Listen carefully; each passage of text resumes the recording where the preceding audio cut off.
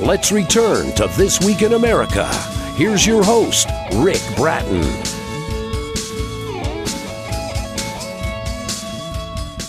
Welcome back, everybody. Coast to Coast, This Week in America.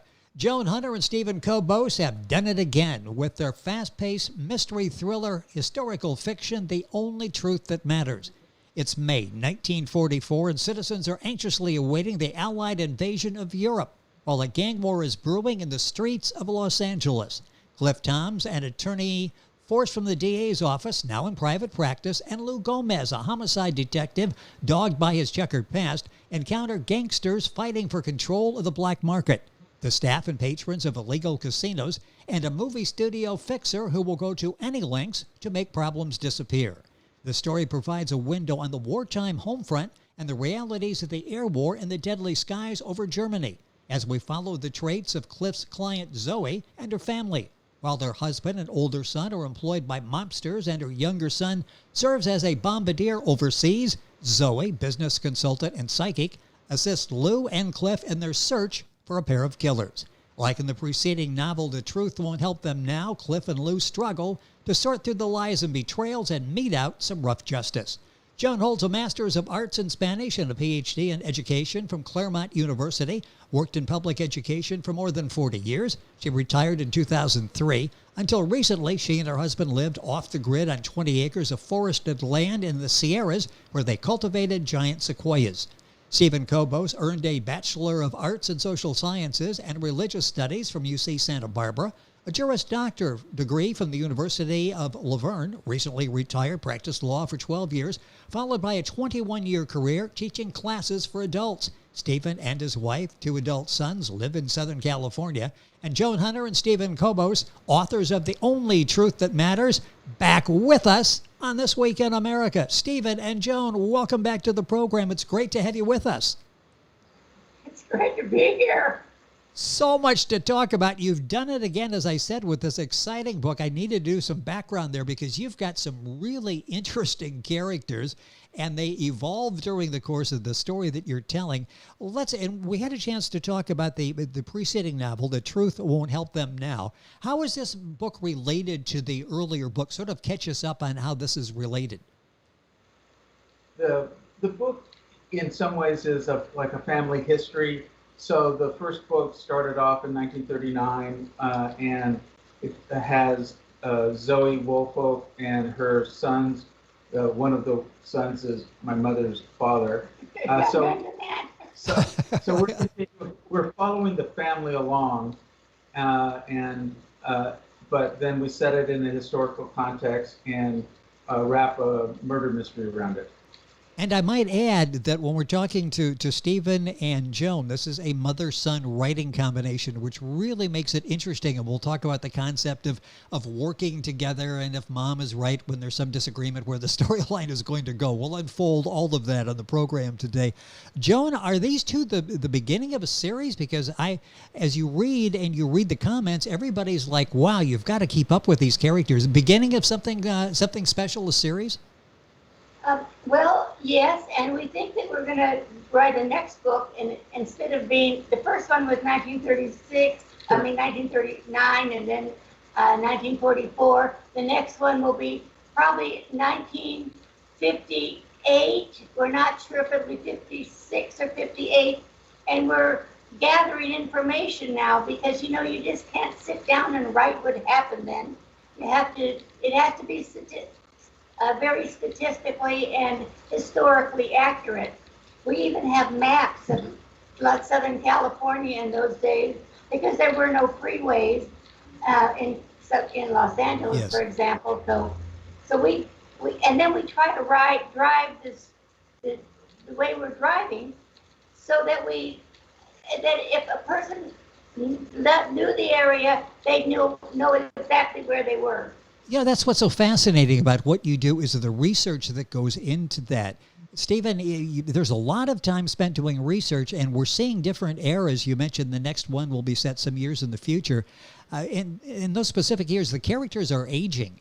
How do you address that? Because you need to make these realistic. This is what Cliff and Lou will look like and how they'll think 5-6 years from now. Right. One of the things I brought out in the second book was how Lou has aged, how he's feeling older and has this work to stay in shape, and how he has more fear in the book because he knows he's vulnerable. For Cliff, I don't know that Cliff is also aware of his mortality too. But so and I think probably by the next book we'll have Lou retired. And we think that Cliff is going to also be put in a hospital or something. Oh, that's later. Oh, later. Oh, okay. Oh, okay. We're going to put him in a hospital. Spoiler alert there. We just find out what will happen on down the line. You're trying to keep track of all of these characters. In fact, how do you do that? Do you have like a big board there where you've got all of this information? Because you really, it's like these people exist and you're keeping track of them and where their future is going to take them. How do you keep track of all of this with the characters? Well, part of it is because the main family characters are real, and so we just keep track. Well, we know in 1958, 59, Zoe was doing this and knew these people. Cliff will probably rejoin the LA DA's office, because in the 50s he actually was in the DA's office. But so we kind of keep track of what's going on, and the Bobby Lee was in the Air Force. He really was shot down over Germany, and there were only 3. He was shot down in Mecklenburg over Germany when they were trying to blow up the fake. Synthetic. Synthetic. Yes. Synthetic oil. The oil. And in his plane, only 3 people survived. And we know that for a fact. And we have another member of our family who writes books. His name is Nicholas Veronico, and he writes books about airplanes. And so we called him up and we said, how did this happen? And so he told us, and then I wrote it down, and then he fixed it. Interesting. We tag team with Nick because we drew a lot on his actual work. He wrote an article on the shoot down, but there was a book that was talked about. There was a major raid, and the book talked about the major raid, and my great uncle's plane was part of that major raid. And then Nick wrote an article that discussed the shoot down, and then we borrowed from him. Well, it's in the family, so you could do that. That's not bad. Now, the book we're talking about is The Only Truth That Matters by Joan W. Hunter and Stephen Cobos. And if you're Googling that, Stephen is with a V, and then Cobos, C-O-B-O-S. Book at Amazon, the usual places. Go to our website. You can link on directly, get hold of the information. I talked about mother-son writing combination. Talk about the writing process. How do the two of you, you're together now, but not always, how do you collaborate and know how you're going to move the story forward, and who's going to work on what part of the storyline? We've discovered that there's 2 kinds of authors: the architect who plans things out and the gardener who lets things grow. We're gardeners. We're gardeners, right. We had a general plan about, okay, this time we're going to have a gang war. Part of what we do is, because my great-grandfather and grandfather were employed by mobsters, we're kind of tied to mobsters that way. So then we decided to have a gang war, and as like the main storyline. So we got together, we decided on the main storyline, but which we call Granny. Granny had already written pieces back years ago, and so then we incorporate some of those older pieces into the story. Most of the have been writing all of my life, but when I was a school teacher, I would write little stories for the kids to use the correct vocabulary and so forth. And so I have hundreds of stories that I've written many years ago. And so when I started writing about my father was a croupier on the gambling shipwrecks. And then after he was there, well, we knew all these people. I mean, Clarence, Zoe's husband, was the what was he? Accountant. He was the accountant for Bugsy Siegel on the gambling shipwrecks, and so we have nodding acquaintance with all these people. Although we never saw them. No, they never saw me personally. I was just a kid. But I have written stories about what had happened, and so I'll write this. I wrote one piece, and I wrote it in the first person. I handed it to Steve, and he said, "Oh, this is great, but I'm going to rewrite it in the third person." So, so it all fits together. And so, because when she wrote that particular piece the first time, it wasn't with a book in mind. So we added more. We put it into the context of the book, but the story itself was true, and we threw in some fictional elements to make it dovetail into the book. You know, And another thing, Stephen does all the fight scenes. You know, I couldn't do a fight scene.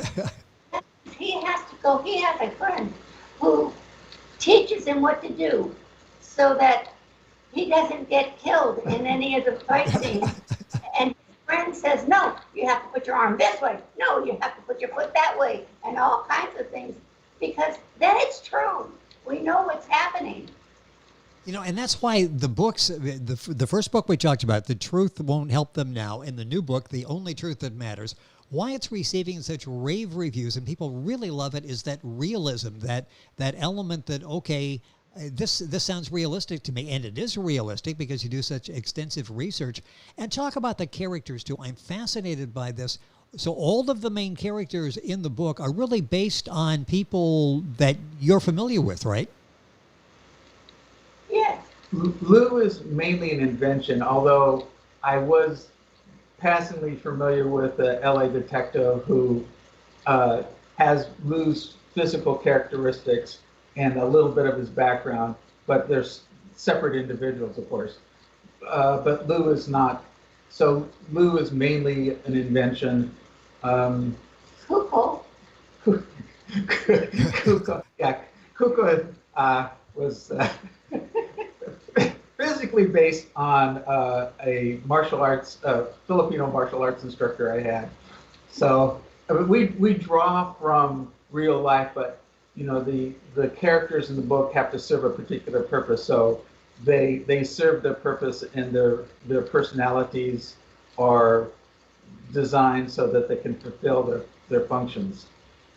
I love that. There's so many moving parts here, and you have them all, and you piece them together so nicely.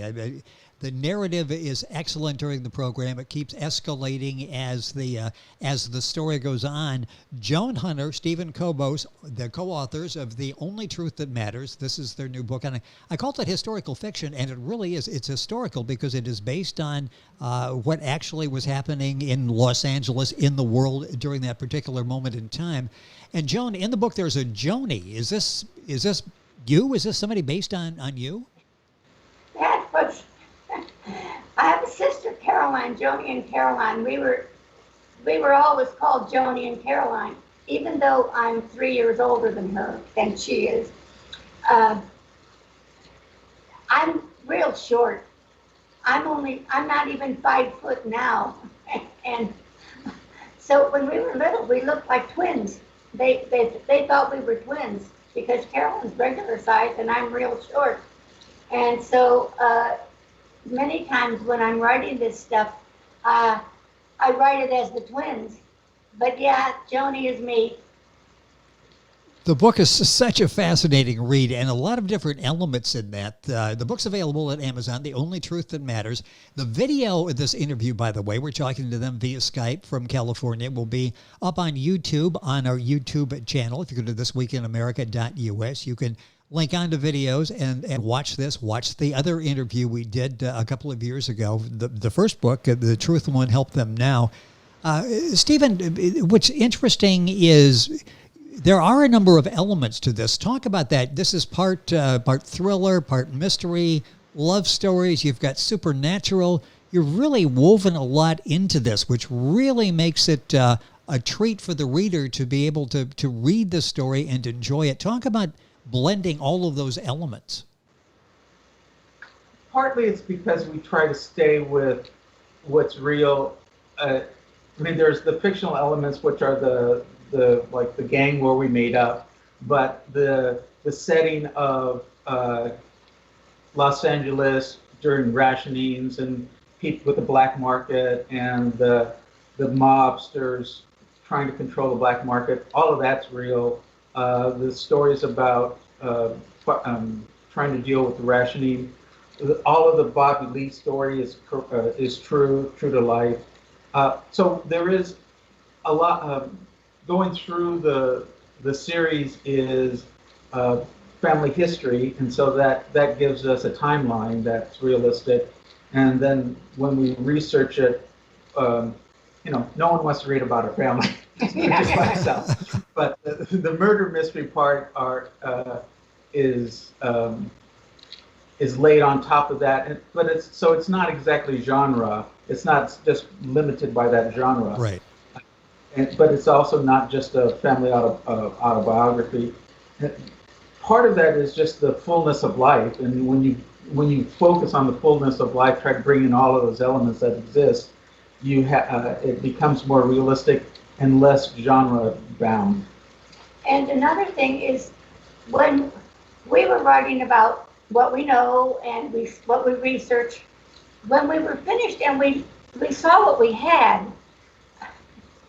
we realized that there are certain things that were really important in life, and that was like the marriages of Zoe and Clarence, and the marriages of Bobby and Margie, and the marriages of, who else? Cliff and Lucille. Cliff and Lucille. Yeah, those were all real people, and they had real feelings. When Bobby Lee dies, you can just feel Margie crying inside of her. What's so amazing in doing this is your family is sort of like was a novel waiting to be written, wasn't it? I mean, you don't have to develop these characters. You just sort of capture who they are. You've got a little bit of everything represented in the family background. Well, my grandmother was a psychic. At one time, she was kind of famous as a psychic. Astrologer. She was an astrologer, but she told everybody that she was a consultant, and so that she could. But it used to be against the law to give advice, if you were a psychic. So my grandmother had a lawyer, Cliff, and he set up a church for her. She was then I mean, this is true. You can't make this up. No, you can't. She was the high priestess of the Church of Psychic Life. And so she didn't give advice. It came to her, even though she was reading the tarot cards. Yes. And setting up an astrological chart. We have a thing about that, but we didn't put it in this book. We wrote another one, and in that, Zoe tells these guys, you ought to buy, in 1940, you ought to go and buy land in the valleys. And these two look at each other and they say, that lady is so crazy. No one's going to buy land in the San Fernando Valley. She must be nuts. That you could have, This is when, before they had,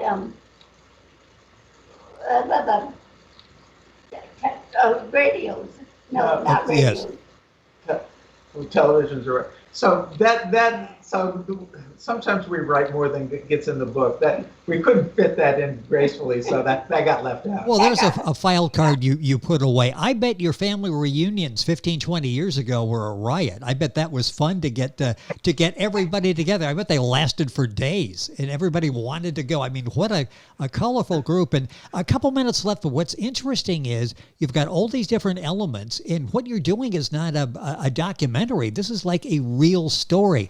Talk about taking all those elements and putting suspense and a thriller portion in that, because you've got these tied together in some really great stories. Talk about developing the stories with these people. Although it sounds like these people probably lived all of these stories.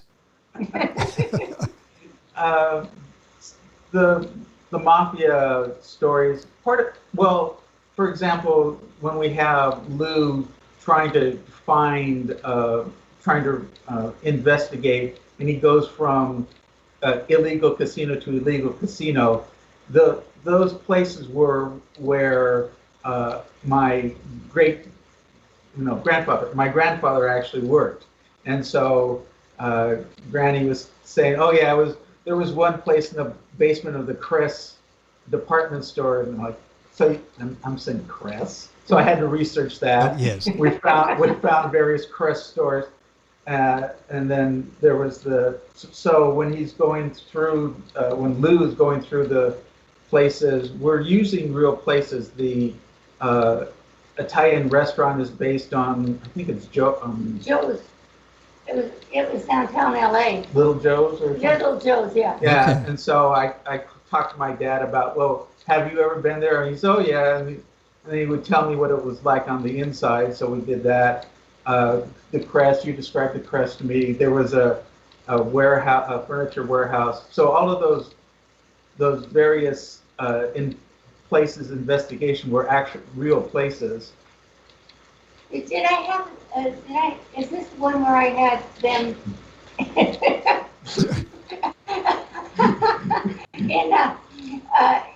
in the laundry? Did we put the laundry in this? No. Oh. Next book then, I guess. Here's the next one. Boy, I can't wait for the next one. There's so many great stories that aren't in these two books that should be in the next one. How are you coming with the third book? Is that getting close? No, we just barely started. Just barely. We're having a little bit of trouble researching it. What I wanted to make the focus is not something that shows up in the history books very well. So it's been tough sledding. We haven't gotten very far, and so it's a little disappointing that way. Well, wish you the best on that. And you've entertained people with the two books that are out there. The first one, which we talked about, The Truth Won't Help Them Now. And the new one, the fast-paced mystery thriller, historical fiction. It's got everything in the book, The Only Truth That Matters. Joan W. Hunter and Stephen Cobos, the authors, back with us on the program. It's always a treat to have you folks on to get the background, the stories that you're working on. And this has to make you feel so much closer to your family, doesn't it? I mean, these are just not names that come up from time to time in the family. It sounds like you actually know who these people really are. Well, that way we can keep them straight. And we had one of our characters commit suicide in the bathtub, and she slits her wrist, but we actually knew somebody who did that, and so it was, I shouldn't say easy, it was true to life. If somebody Yes. reads that, they know that somebody was watching them do that, and that it really happened. Because it did really happen. I was going to say, as you were reading this and thinking, boy, this sounds like real life. It is based on real life. It is just such a job well done. The Only Truth That Matters. Joan, Stephen, thank you so much for being back with us on the program. As you progress on book 3, let us know and we'll chat again. Thank you for spending some time with us on the show. Oh, thank you for having us. Yes, thank you. It is always a pleasure. Our books. Always a pleasure. Joan Hunter, Stephen Cobos. The book is The Only Truth That Matters. You'll find it at Amazon, usual places. You can link on, get all the information by going to our website, thisweekinamerica.us. Back on today's program after these messages. This Week in America is online. You can visit our website, thisweekinamerica.us. Scott Pinkerton, Associate Producer of This Week in America. Jay Anderson, Segment Producer. Ben Watson, Webmaster. Otto Bechet, Director of Engineering and TV Production. This Week in America produced and is a trademark of Blue Funk Broadcasting, LLC. For information on all of our guests and to listen to this week's show, our website again at thisweekinamerica.us. And I'm Sean Bratton, Executive Producer of This Week in America.